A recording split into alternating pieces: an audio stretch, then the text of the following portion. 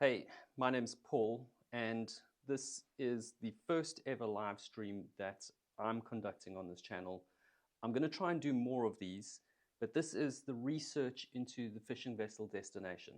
Now, I did make a recording yesterday, which I'm busy uploading. It was kind of a test recording. And so I get some questions from time to time on my main channel, which is Waterline Disasters, about where does the information come from? And I wanted to start to share that with you so that you can see exactly what my process is.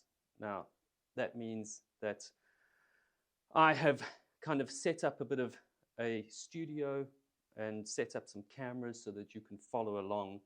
And I hope that you start to interact with me on the chat. Let me know if you find some information that I don't find, and I will do my best to share with you everything that I do find. In the meantime, if you look in the description of this video, of this live stream, you'll find a link to a program called UMind, which is where I collect all my data. There are actually two places that I collect my data. One is in my file structure, where I normally store the images and any videos that I can find relating to the event, and also any documents like NTSB reports or US Coast Guard reports. And the other place is UMind, where I collect any URLs with the source of information. This is, it plugs into an LLM. And for anybody out there who's using or not using or opposed to using AI, I don't let AI do my creative part, but I do find it incredibly useful to help me find information, particularly when you start to look at pages of information that are 180 pages long of testimony that somebody is giving about a particular event. So there's a huge amount of information, and I'd like to be able to call that in and make use of it, but a lot of that would take weeks and weeks to go through. And as much as I would love to dive into every single story and take weeks to go through and make documentaries that are hours long about them, it's just not practical for YouTube. And so there are instances where I do use LLMs or AI to help me find the information that I'm looking for. So let me give you a tour of the studio. If you're just joining in, my name is Paul. I run a channel called Waterline Disasters, which has predominantly been about disasters, maritime disasters. And I've started to set up some videos that are about salvage. And now I've kind of got this channel, which I'm going to be putting the research process and live streaming that research process so that you can interact with me. I have my laptop set up so that you can see what it is that I'm working on and where I'm pulling information. I also have a camera that is showing essentially what is my investigation table or navigation desk. And then I have an overhead camera to show you exactly what is on there. So that is the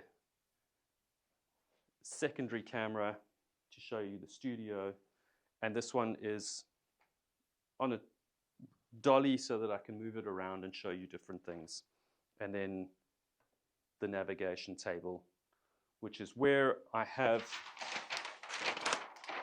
charts that I work with, as well as the ability for me to draw up some of the things that I'm thinking about. So I'm going to get straight into the fishing vessel destination, which is what I am currently researching. And so fishing vessel destination, I recorded a video which is just being uploaded. I will do these as live streams going forward so that you can see and follow along. But at the moment, they're a little bit mixed up. So this live stream will probably be out before the recording that I did yesterday goes live.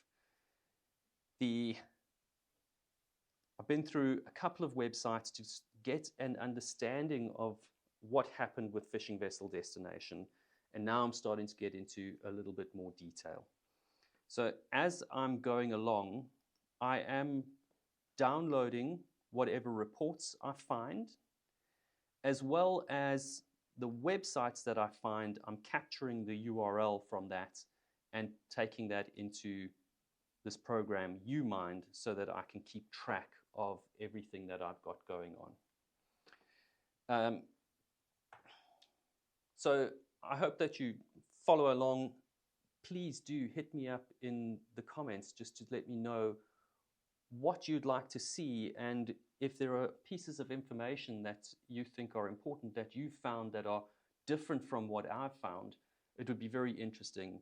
And there is also a link in the description of this video so that you can pull up the website that has the information that I've found, and also any kind of pieces of information that I have actually created to start to pull that information out about. So one of the things that I focus quite heavily on that helps me to understand a story is the timeline of events. And I want to start just to write that timeline of events down, because it starts to help me build a picture of what it is that I'm looking at. And in the very, very, very first instance, we've got in 1981 that Compass Rose was built. At a later stage in 1985, it's renamed. So I want to start to get these down over here so we can create this timeline. So in 1981 is Compass Rose is constructed. And in 1985, it's changed to fishing vessel destination.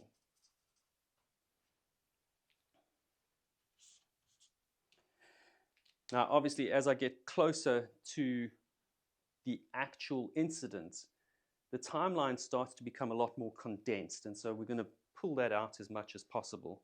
Now, let's just find the date that fishing vessel destination actually sank. And we're in February 2017, days leading up to its sinking.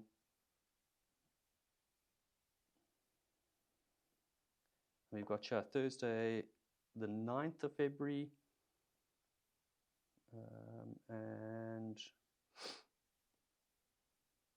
Okay, so day of the sinking here, Saturday, the 11th of February, 2017. So let's get this into,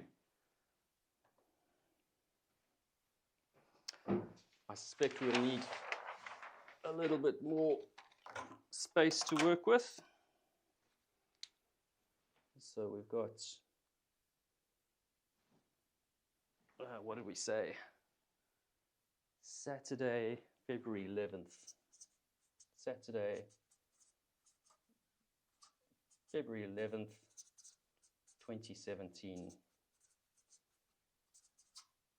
This is where we have the sinking. And there's quite a lot that happens between here and here, and there's quite a lot that happens on the day of the sinking, and that's what I want to find out more about. So let's get stuck into it. Now, this really is the big one. I want to take a look at the NTSB report. And generally speaking, the way that I work it through is just to go through and read out the report. It is quite a long report of 24 pages long. So let's get stuck in.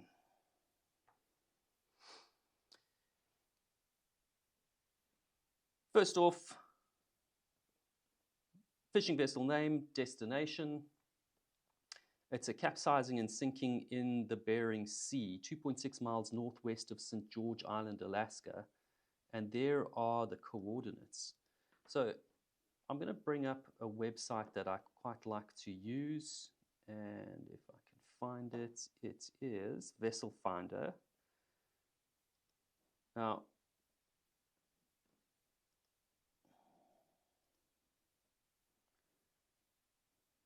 I quite like to use Vessel Finder because I can pull out,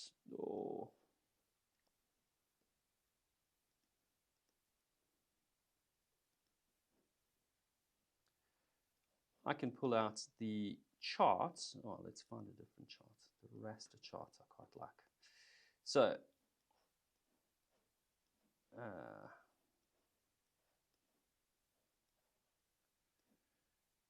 so we're in the Bering Sea. Let's get rid of some of these. We don't need everything in there. But we do want to find that particular coordinate. Well, let's find St. George Island and see where we're going from here. St. George Island. Okay, we're not going to find it like that. Well, let's get Google Maps. Find St. George's Island, and then we can bring it up in the charts.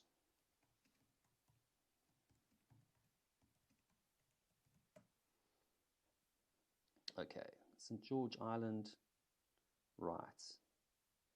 So if we go to Vessel Finder, whoop-a-la. So there's St. George's Island, St. George Island. And just to get an idea of where we're at, the Bering Sea, pulling into St. George Island, and we're talking about 2.6 miles northwest.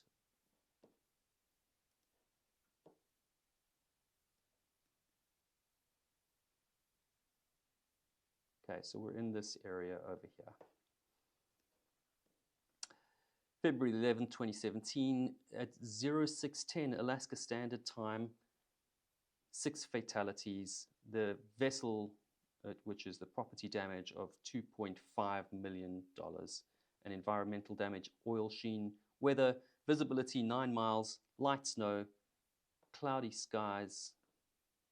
Let's see if we can just make this a little bit bigger. Be a lot easier to work with.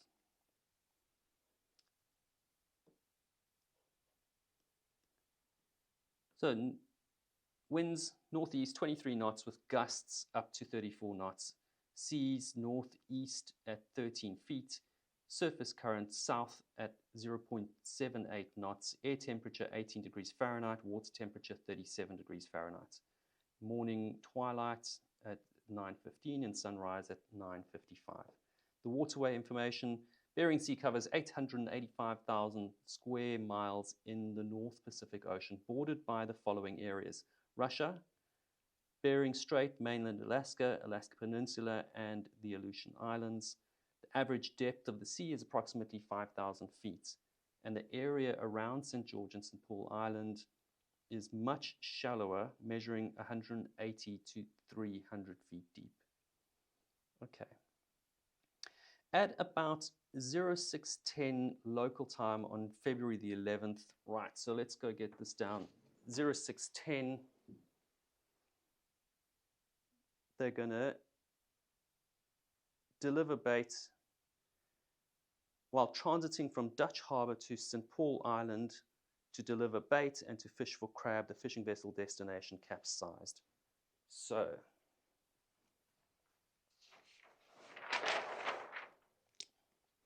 (0610) capsize.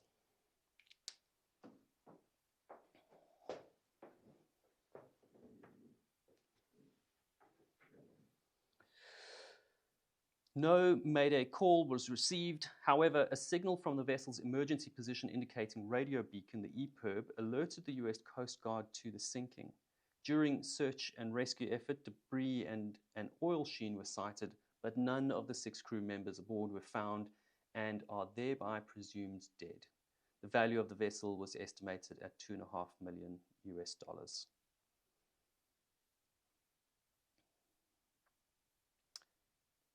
Right. So one of the things that I find quite interesting here is that the vessel capsized and the crew had no time. They didn't have any time to put out a mayday call.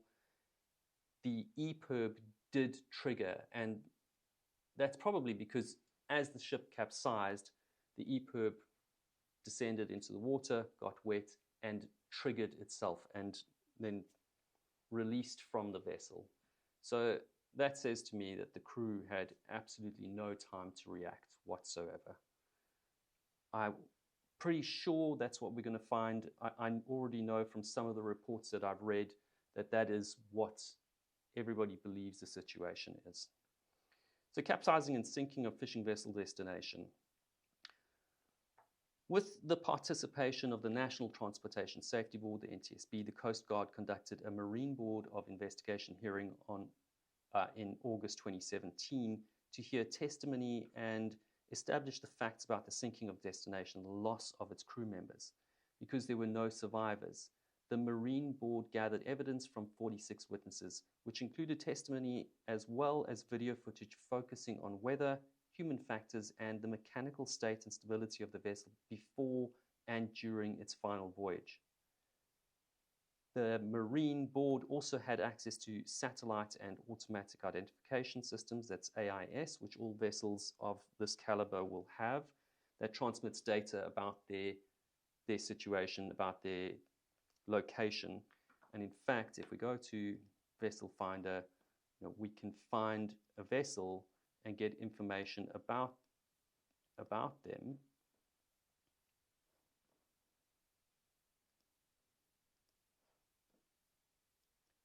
And that information is coming from, I don't have access to that.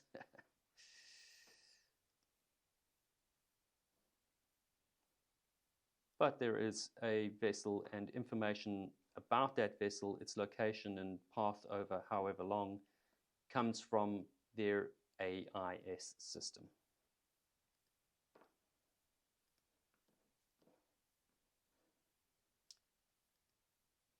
Right. So the AI is providing the destination's location, heading course, and speed. Accident events. For 27 days between January 8th and February 13th, 2017, the crew members of the destination fished for cod near False Pass and Sanak Island, Alaska. On board the vessel were the captain and 5 deckhands, so 6 people in total, one of whom served as the engineer. Right, so we've got some more data over here, which I'm going to start to fill in the timeline between January 8th and February 3rd.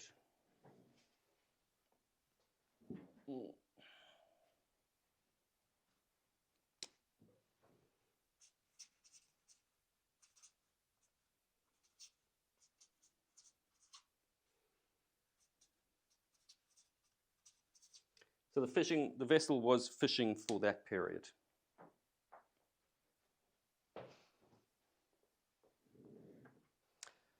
Right, let's carry on over here and see where we get to. Crew members. During that time, they regularly unloaded to a fish tender vessel, the catch on board from the 200 cod pots, which were rectangular shaped, rigid steel mesh cages with lines and buoys attached. On February the 4th at 9:27, destination arrived at the Trident Seafoods plant in Sandpoint, Alaska, where the crew worked to configure 190 of the 200 pots from codfish to a pileo or snow crab in preparation for the crab fishing that would follow shortly thereafter near St. Paul Island, 390 miles away. And there's a good graphic. Let's take a look. So, the EPIRB was recovered near St. George Island.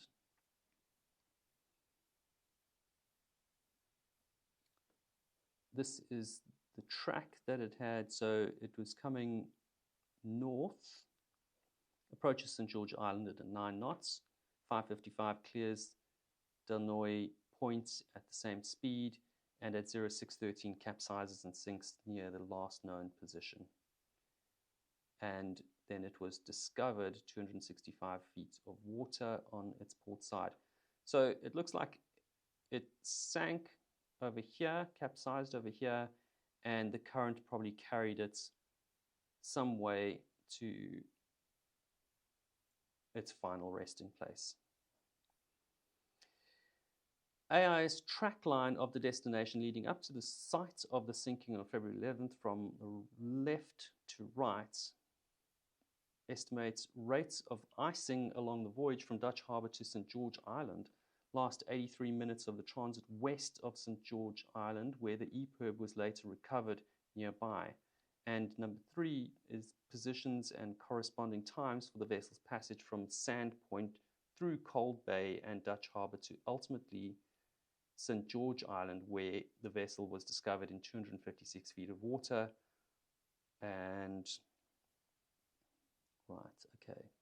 So that's where Dutch Harbour is, and that's where St. George Island is. So let's find that quickly. Get rid of all these vessels.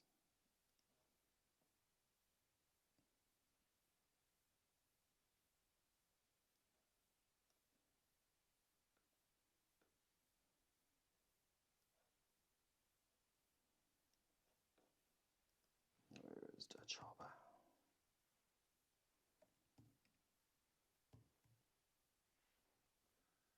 Dutch Harbour. Right, there we go.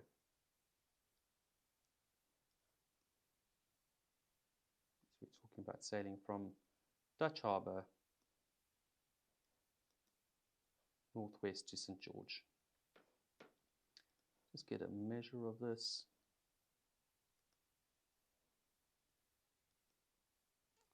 193 nautical miles roughly.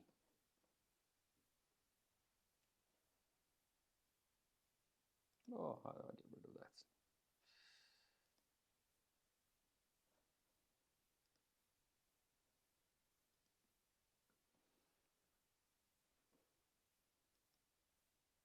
Oopala.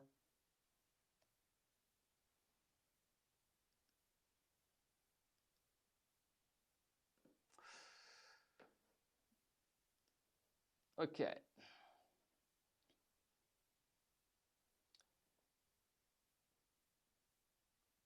This says a fish tender vessel commercially supplies, stores, refrigerates, transports fish to or from a fish processing or fish tender vessel or a fish processing facility.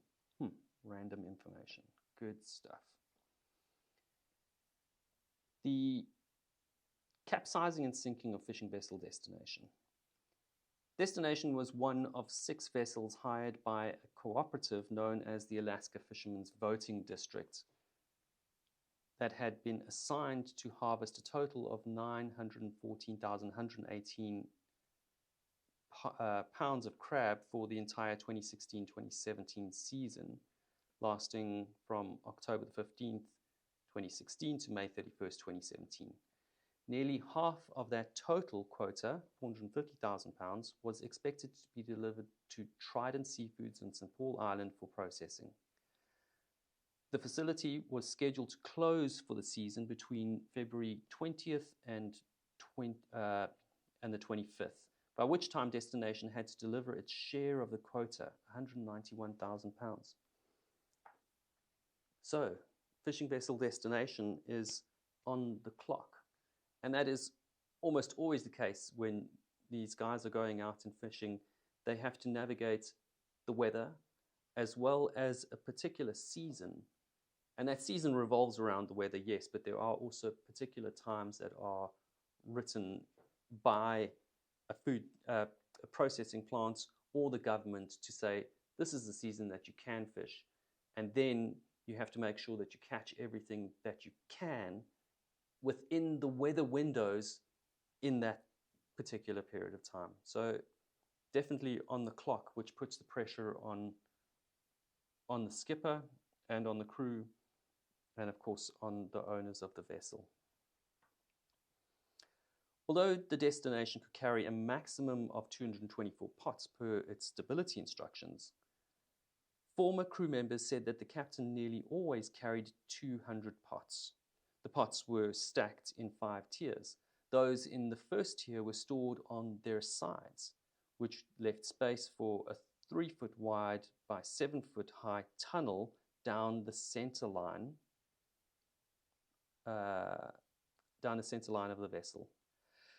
The other pots in the 4 tiers were stacked horizontally, 4 across and approximately 7 lengthwise. Okay, the tunnel allowed the crew access to the following: the manhole covers for wet well fish holes, number 1, 2, and 3, located on the center line, the steering room through a watertight door from the fish hole number 3, and mooring cleats on deck at the stern. 2 former crew members said that the fish holds number 1 and 2 were typically full, pressed with seawater, and that hold number 3 was empty and uncovered. We always left the hatch off, one of them added, in reference to the manhole for hold number 3. The destination's stability instructions booklet that investigators reviewed required that number 3 hold be empty for the departure and that most resemble... Destination stability instructions booklet that investigators reviewed required that number 3 hold be empty for the departure condition that most resembled the vessel's actual departure condition on the accident voyage, and advised that precautions shall be taken to ensure that the tank is completely empty.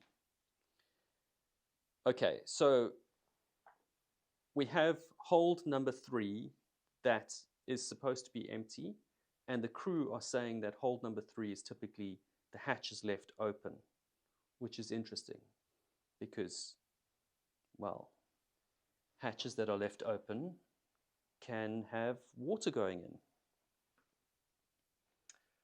Let's see if that plays out.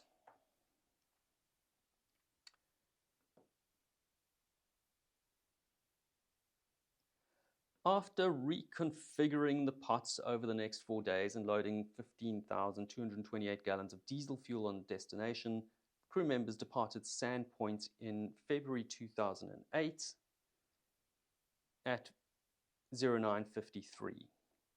About 9 hours later, they arrived at the Peter Pan Seafoods facility in King Cove, Alaska, to load 3,080 pounds of bait. At 2200, they left King Cove for Dutch Harbor. Okay, so February 8th, they are loading bait. Let's get that down on the timeline.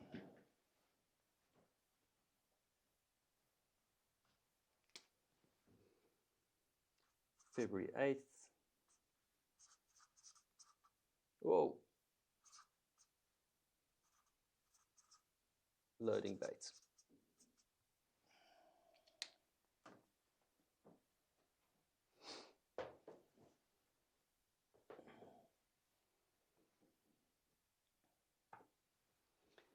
So they've loaded up with bait, and now they're setting off for Dutch Harbor.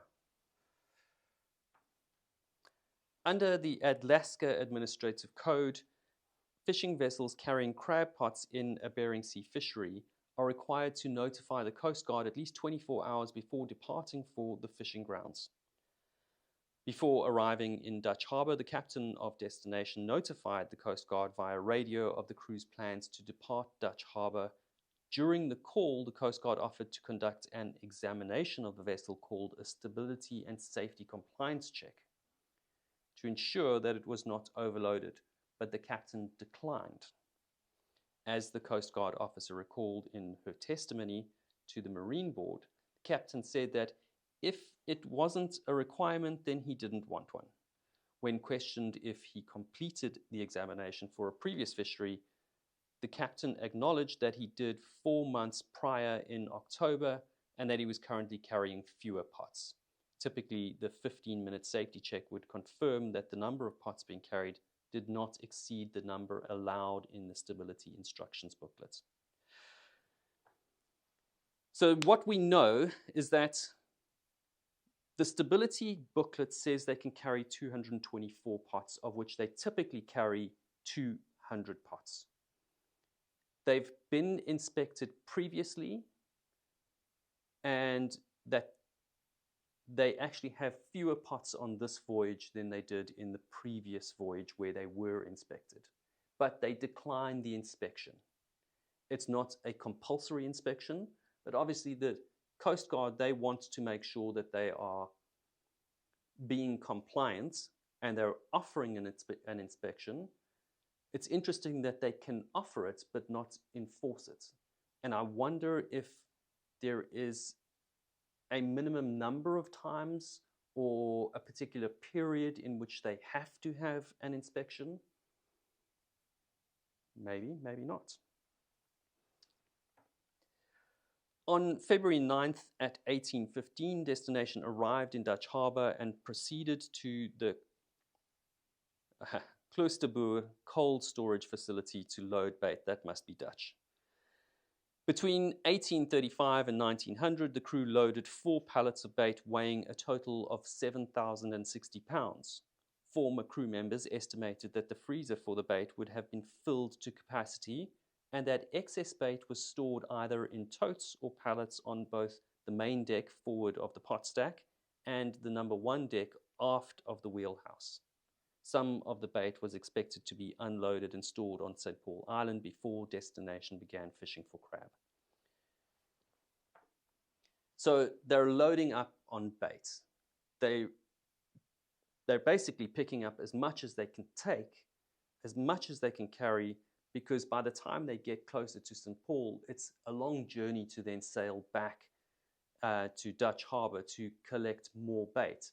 So what they want is to take as much as they can to St. Paul, leave some bait in St. Paul, and then they can go out into the fishing grounds and they don't have to sail all the way back to Dutch Harbour. They can just sail into St. Paul, re-up on their bait, and get back out to sailing without having to sail such long distances. So they've got a lot of bait. And the crew are saying that definitely some of that would go into the hold, but there's no ways that they would be able to fit all of that in the hold, and so they would then be starting to stack it on deck.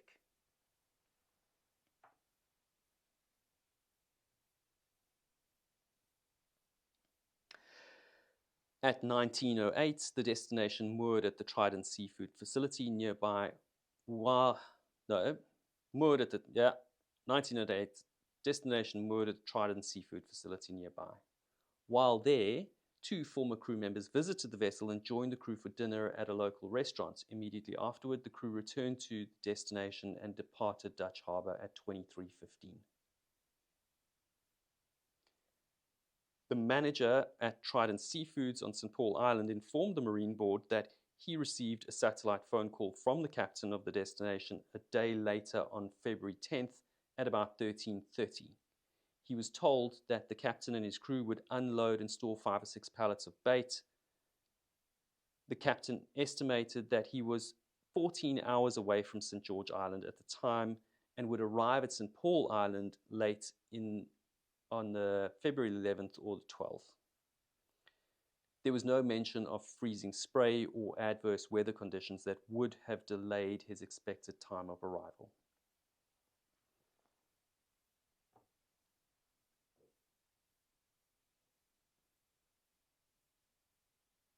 So let's see, what can we get into the timeline over there?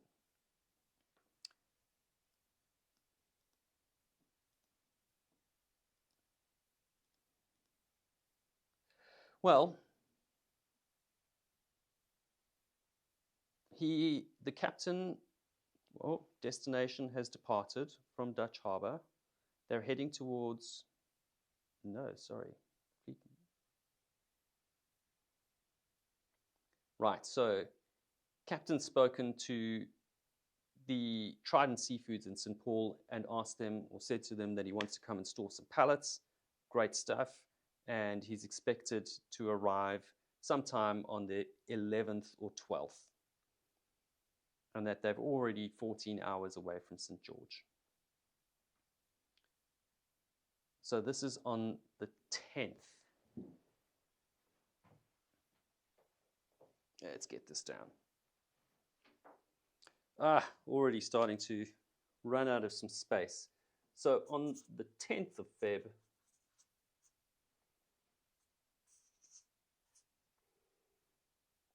they are making way.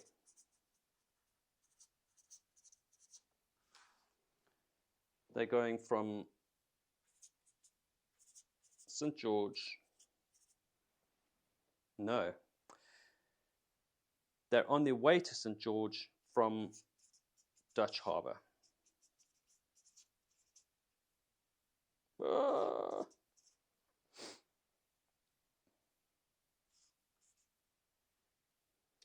And then on to St. Paul,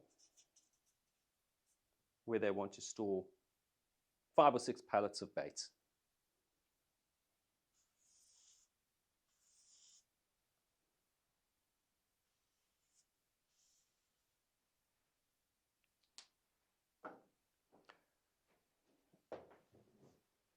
All right.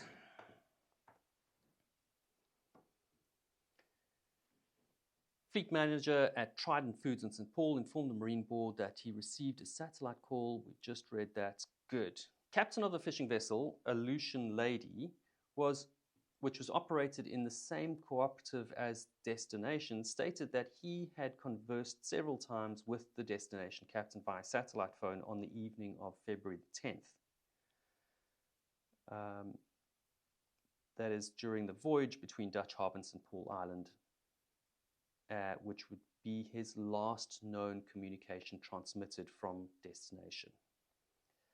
They discussed crew members having enough time to catch their quota, needing to carry extra bait, and devising a fishing game plan based on the hauls reported by other fishing vessels' captains. And because Destination captain was apprehensive about delivering his quota by the 20th to the 25th, they discussed having the Aleutian Lady harvest and deliver to St. Paul Island a larger share of the cooperative's North crab quota than originally planned, and alternatively, the Destination catch more of the South quota. More of the South quota.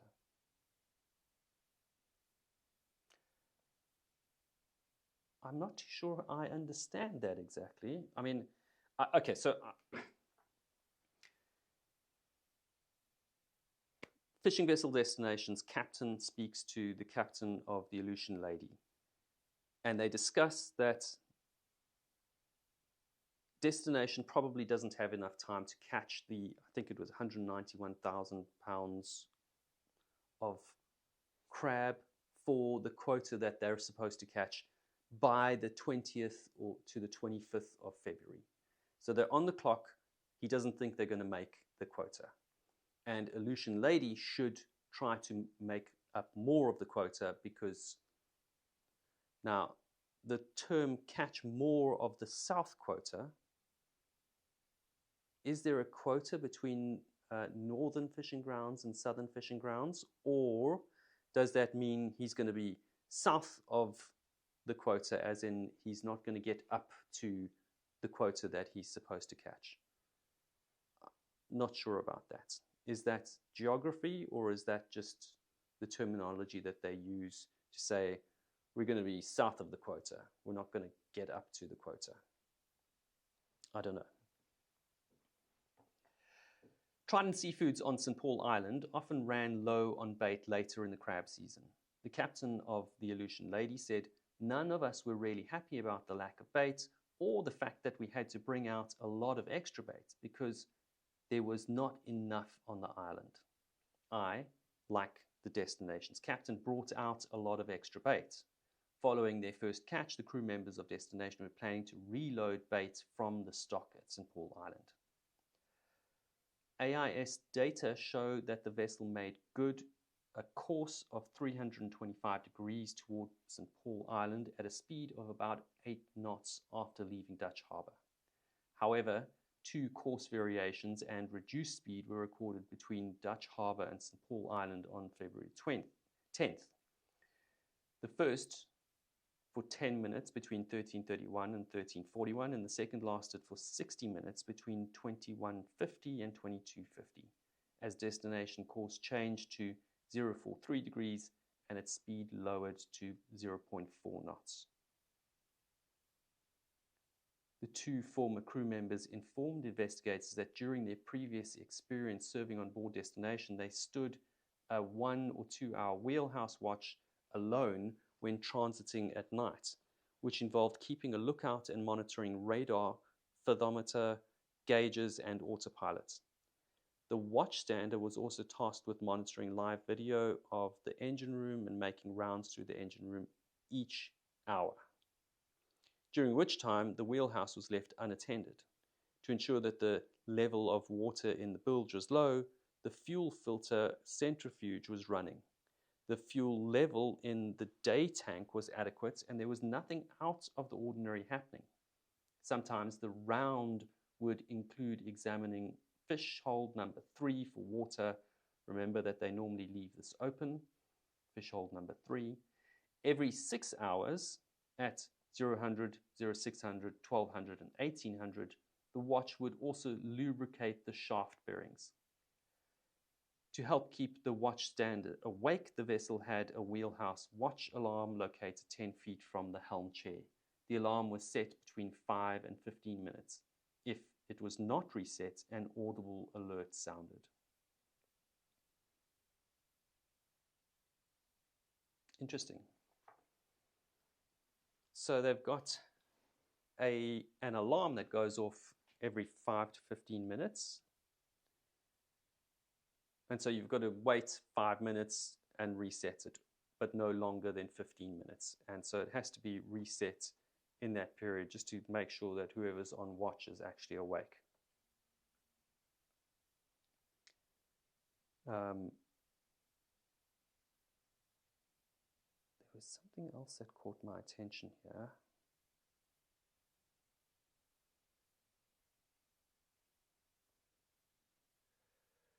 So this change of course, 2 course variations reduce speed. I wonder what that could be.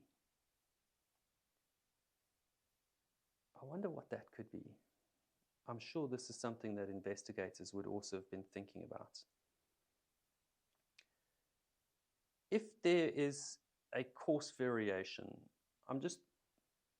in my mind, if I am sailing and I get hit by a particular wind that changes direction, or there's a current that forces me to change direction, then you kind of need to reset and figure out how to course correct. But wind knocking you off course or a current knocking you off course, those are the 2 main things that I can think about. Swell, they could have hit some swell. I don't know. There's something there. I don't quite know. I mean, there might be nothing there, but it feels like something's there. Right.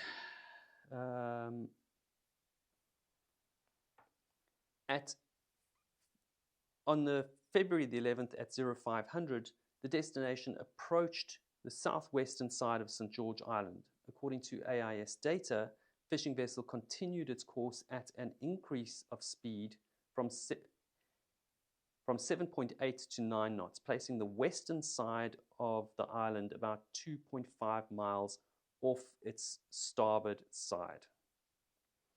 At 0555, Destination passed Delnoy Point, the northwestern tip of the island, shortly after adjusting its course to 340 degrees for the voyage to St. Paul Island. The winds and the sea were 23 knots and 8.4 feet high from the northeast on the starboard beam, nearly at a right angle to the vessel. Let's draw this out.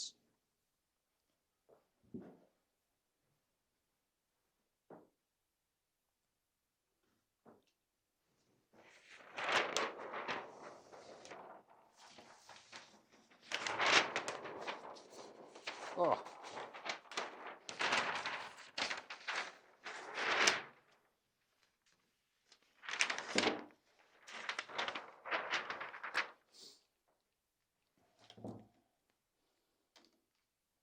Okay, so we have called this St. George's Island, and they are sailing this way. Let's just get these angles right. I can see that they are sailing the northwest tip of the island, shortly after adjusting course 340 degrees.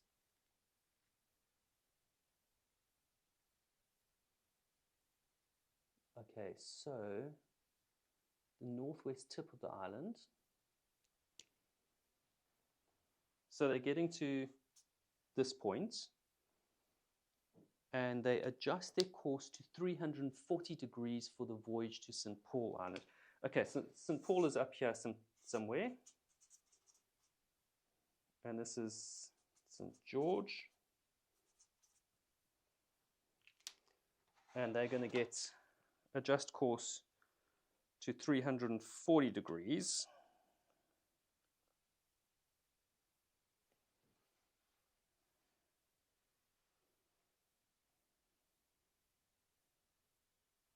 Which is roughly in this direction.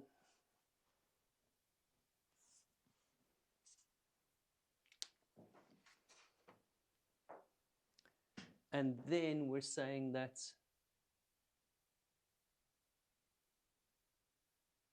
the wind and seas were 23 knots and 8.4 feet high from the northeast on the starboard beam.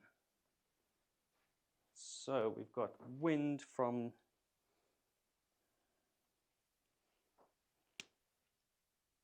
the northeast.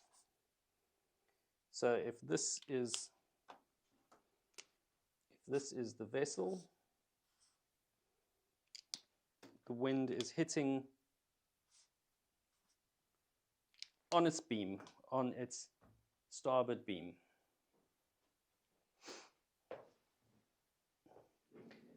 Nearly at a right angle to the vessel.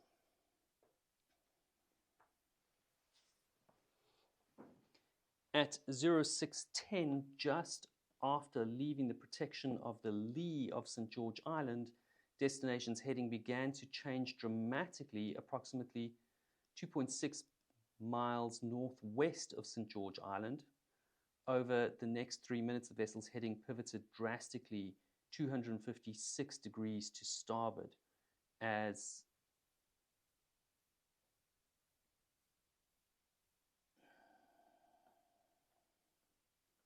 its speed dropped below 2 knots while traveling north 0.2 miles. During this time, destination likely capsized shortly before sinking. Right.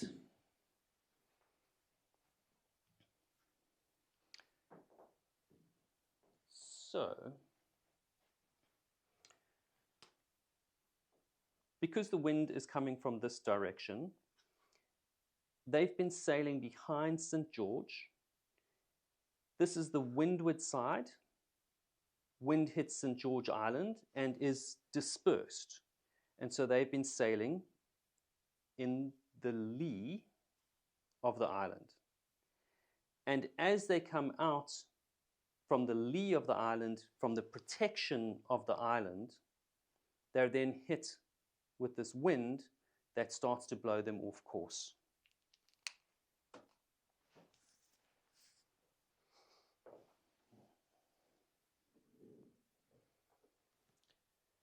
So we can see what's starting to happen over here is They've had some protection from the island. They've probably had some spray building up, possibly some ice. And as they come out from the protection of the island, this starts to affect how the ship handles. At 0613, the destination's EPIRB transmitted its initial satellite distress alert. A minute later, at 0614, the vessel's AIS stopped transmitting, with its last transmission indicating a course and heading of 357 and 270 degrees, respectively, and a speed of 1.8 knots. So we have 0613.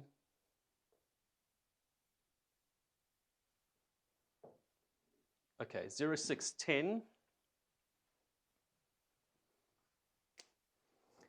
At 0610, they come out from behind the island. At 0613, there is an EPIRB signal. And at 0614, the AIS disappears.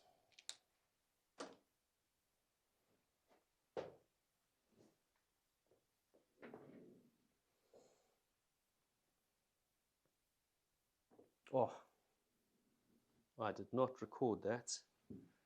Let me just talk you through that again. 0610, they come out from behind St. George's Island. 0613, the EPIRB triggers. And at 0614, the AIS is gone.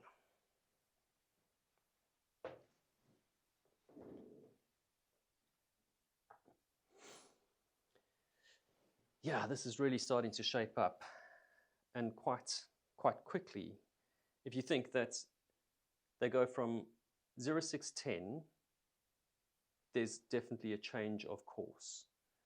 At 0613, there's an EPIRB, and 0614, that is 3 to 4 minutes that the crew have to abandon ship, which is nearly impossible.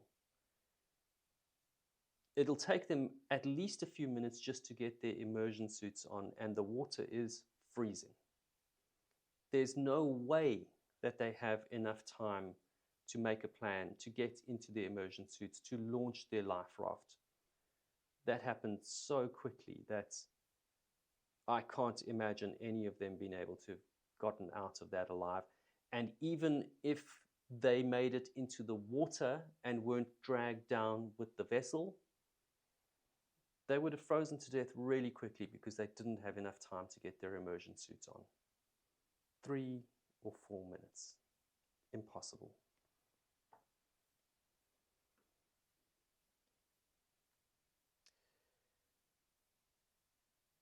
Investigators did not discover any evidence indicating that the crew members used radio communication to issue a mayday call. The Coast Guard first learned of destination distress at 0615 when its Joint Rescue Coordination Center, known as the 17th District Command Center in Juneau, Alaska, received the satellite EPIRB message. The message indicated a beacon position of approximately 2.7 miles west of Delnoy Point, along with the information listing the vessel's name, radio equipment, owner's name, and contact phone number. So an EPIRB is quite a useful tool. It will start to transmit if it goes into the water, or you can trigger it manually. It has information that is stored on the device about which vessel it is, who the owners are, contact information. And then if it is triggered, it puts that information together with the location information, and it then transmits that to satellite. And it'll take a little bit of time for the satellite to register which is the closest location to that EPIRB and send that information to that rescue coordination center. And there are rescue coordination centers all over the globe.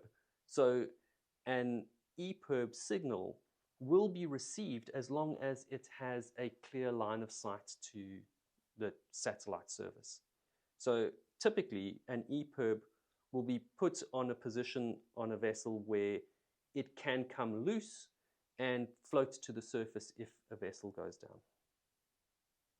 There have been incidents where there's just no EPIRB signal. A vessel just disappears, and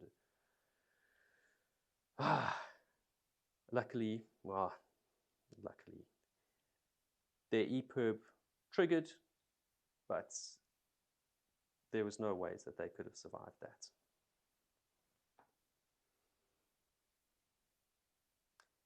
Following receipt of the distress alert report, the Coast Guard's communication center in Kodiak attempted to contact the destination on both VHF and HF radio and on Inmarsat-C, a satellite notification system.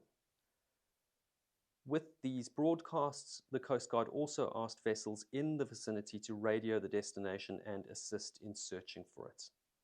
At 0634, the Coast Guard's Search and Rescue Mission Coordinator, the official responsible for making decisions for search and rescue operations, was briefed.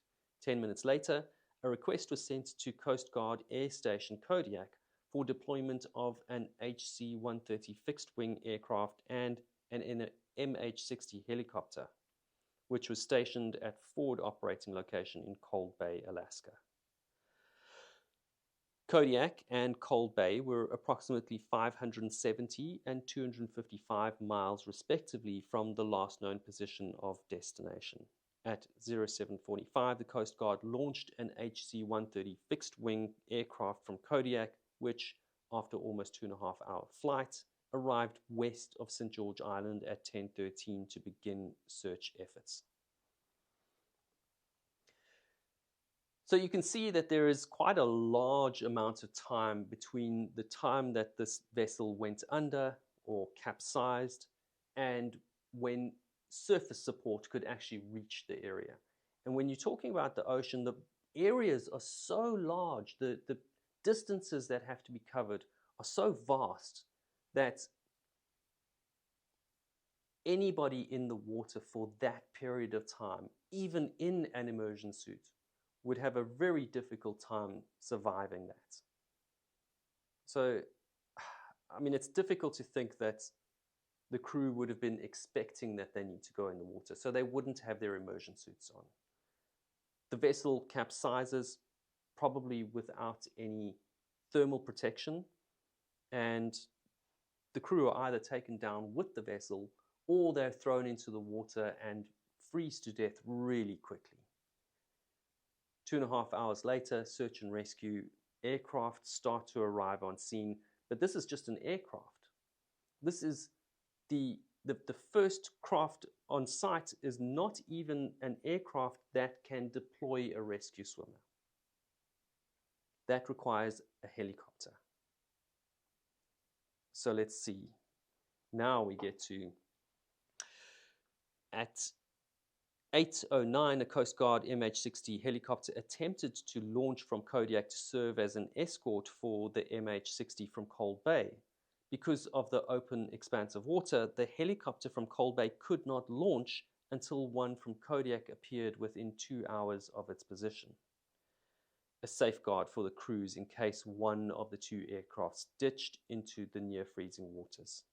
However, the departure from Kodiak was delayed because the helicopter's engine inlets accumulated ice as it taxied on the runway. The pilots returned to the hangar to de-ice the engine inlets and then launched at 0840. So that's interesting. It makes absolute sense that any helicopter being launched and sent out to a remote destination should have some kind of backup plan. And the backup plan that they have is that they have to be within a few hours of another helicopter arriving. But interestingly, the helicopters that are sent, at least one of them has ice of its own. that they need to de-ice before they can take off. And so you can very well imagine that if a helicopter on land is experiencing ice, then what kind of ice would destination have been experiencing on the ocean with ocean spray?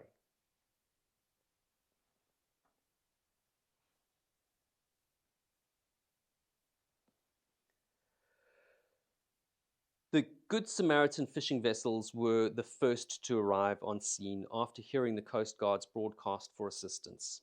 At 09:30, the crew on the Silver Spray located buoys and an oil sheen 4.5 miles from the destination's last known AIS position. 20 minutes later, the bearing Rose arrived but reported no sight of the vessel. It then proceeded to destination's last known location, or EPIRB position. At 11:40, the crew on the Silver Spray recovered a life ring bearing the name Fishing Vessel Destination. As the escort helicopter from Kodiak neared the MH-60 helicopter, as the escort helicopter from Kodiak neared the MH-60 helicopter that was launched from Cold Bay at 10:04, arrived at the destination's last known position at approximately 1200. Upon arriving on scene, the Cold Bay helicopter located the EPIRB 0.4 miles off St. George Island and directed the Silver Spray to its location, where the vessel's crew recovered the EPIRB at 12:25. So the vessel has capsized at approximately 06:10, 06:13, and more than 4 hours later, the first vessel arrives on scene. No, sorry, correction. At 11:40, the crew of the Silver Spray recovered a life ring. So the vessel Silver Spray, which is another fishing vessel in the area, has arrived at 11:40. We are getting close to 3.5 hours after the crew went into the water. Interestingly, well, I'm interested now. I'd like to know, how long can someone survive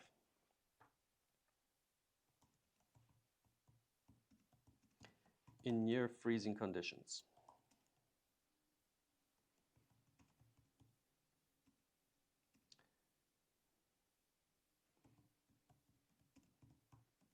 Okay, so how long can someone survive in near freezing water with a survival suit? Near freezing water is 0 to 2 degrees Celsius or 32 to 35 degrees Fahrenheit. A person wearing a properly fitted and sealed survival or immersion suit can typically survive for up to 6 hours, and in some cases up to 24 hours or more, depending on the suit quality and sea conditions. Without a survival suit, time in such temperatures is limited to only 15 to 45 minutes due to rapid onset hypothermia. And there are certain standards. SOLAS standards, which is safety of life at sea standards. These are maritime standards that any equipment should meet. A certified insulated immersion suit is designed to prevent a person's deep body temperature from dropping more than 2 degrees after 6 hours. Okay, so if they had their immersion suits on, they could potentially last, say, 6 hours and as much as 24 hours. I would say in order to get to 24 hours, they probably need a life raft in addition to a survival suit. If they're in the water, that water is drawing body temperature away from them at a rapid rate. The immersion suit will slow that down, and that's why they're talking about 6 hours rather than, say, 24 hours. Without the immersion suit, they have between 15 minutes and 45 minutes. Call it an average of half an hour. In my opinion, the crew would not have had enough time to get their immersion suits on if the vessel got into trouble at 06:10 and capsized at 0613. 3 minutes is probably not long enough for them to make it into their immersion suits. Some of the crew would have been below deck, perhaps sleeping. They're not fishing at the moment, they're in transit, and so they would have been resting. Maybe they have their immersion suits next to them. Maybe the boat gets into trouble and somebody screams immediately that they need to get their immersion suits, which is unlikely.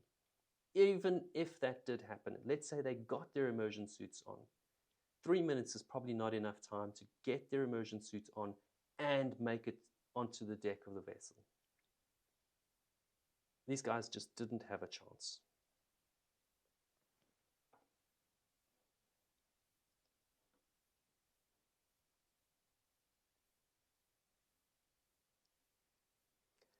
The following morning, on February the 12th at 1000, the 378-foot Coast Guard cutter Morgantow. I will just say here very quickly that my pronunciation of most things where I don't know is absolutely terrible. And I get called out quite a lot for butchering the names of any place or person that I come across. Sometimes in my head it sounds quite correct, but I'm South African by birth, grew up in South Africa. South African accent has a bit of a mix of Dutch and British. I lived in UK in London for about 15 years. And so there's a whole mix of different ways of saying things. I currently live in Germany, so I have all of these different influences on how I pronounce things. Morgantow, I just don't know how that is pronounced.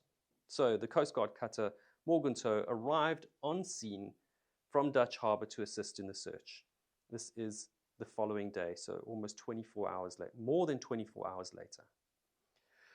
After spending more than 3 days searching 5,731 square miles, the Coast Guard suspended search efforts for the 6 mariners on February the 14th at 1700 due to the diminished chance of crew member survival. The decision was based primarily on the time that had elapsed, which exceeded the survival time of 10 hours and 10.65 hours predicted for crew members wearing a survival suit. Neither the crew of the destination nor the vessel's life raft were located. The Coast Guard's assets included two HC-130 Hercules airplanes, two MH-60 Jayhawk helicopters, one MH-65 Dolphin helicopter, and the Coast Guard cutter Morgantow.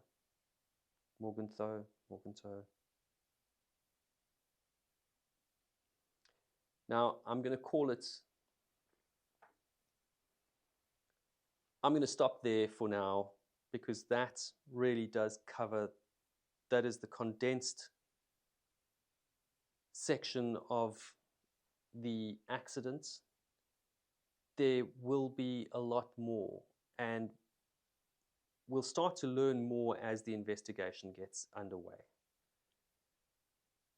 Typically, when I make a video, I try to find out what information is learned in the investigation and then place it on the timeline so that I can have an understanding of what happened when it happened rather than when we learn about what happened. And typically, an investigation report analyzes the investigation. The investigation is the piece that gives us the information, but it's not what happened or when it happened on the timeline. And I like to understand the timeline. I want to know not when we learn about it, but when it actually happened. And so I'm going to call it there for the day because, in all honesty, this is the first time that I'm doing a live stream, and it's definitely quite a lot of work to talk through. And I do quite a lot of the reading, but there's certainly a lot to it. So anyway, I'm on page 7 now, and we will pick that up next time. So if you have any questions, comments, please do hit me up. You can send me an email on contact@waterlinestories.com. Leave a comment in this video, and I'll do my best to find out all the information I can about this incident. Until next time.